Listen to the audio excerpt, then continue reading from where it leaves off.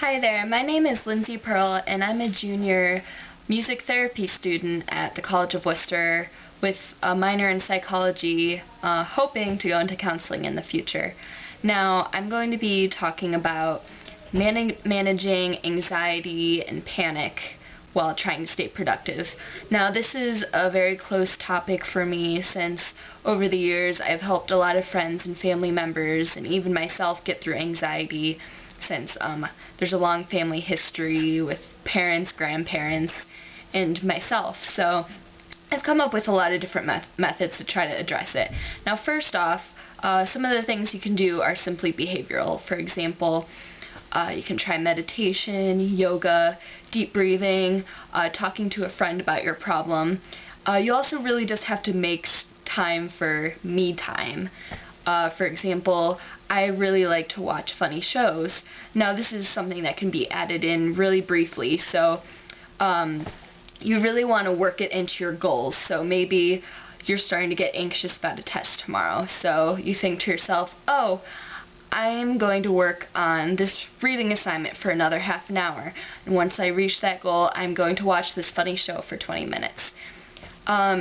You could watch it in between a class or even before going to bed or whatever else is your hobby. Hobbies like that are really great distractors from anxiety, I find. So making time for you, that's really important. Another thing is anxiety is really about the way you think about things. Simply changing your attitude towards it can be huge. For example, something that I like to use is called the if-then method. So it's kind of developing a plan of action of what you're going to do when you're triggered by your anxiety. So you say, okay, if I get anxious about this test and I start being unable to focus, I'm going to do deep breathing or substitute some other sort of coping mechanism that helps you. Another thing that you can do is think of things more positively.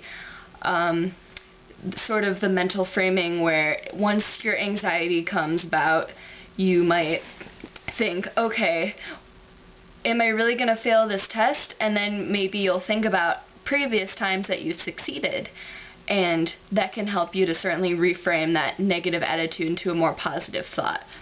In addition to that, kind of the irony about anxiety is we're worrying so much about things that we've either messed up in the past or things that we're going to mess up in the future that we're not focusing enough on the present. And we really need to focus more on the present, otherwise it's going to be a self-fulfilling prophecy and those things are going to come true.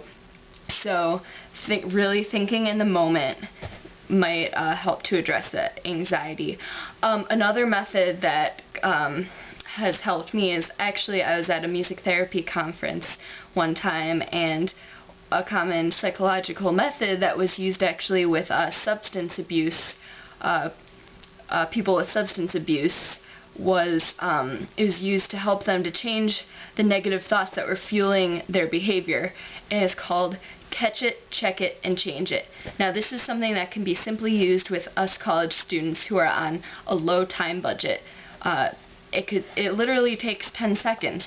So the first stage of this, catch it. Catch the negative thought. So the thought may be, I'm going to fail this test tomorrow. So then after that, after catching it, you check it. So you say, is this really a true statement? How likely is this to happen? Is this anxiety really helping my situation? If your answer to that is no, then you know that you need to maybe think about it differently. So then after checking it, you change the thought and you say, you know what, if I put my mind to it as much as I can, then I know I can do well on this test. So catch it, check it, change it. It literally takes 10 seconds. So that can be a quick, easy fix in the moment. As far as resources that college students can go to help their anxiety, I know at least in the past, at the health center, there has been, there's a thing where you can go to see a counselor one time a month for free. So I don't know if that's still in existence, but that's certainly something you can check out. can talk to friends, you can talk to teachers. There's a lot of things you can do. So that's my spin on how you can address anxiety while still staying productive, and I hope you found it helpful, and I'd certainly love to help you even more if you're interested. If you know who I am, you can look me up, Facebook me, and that's it. Thank you very much.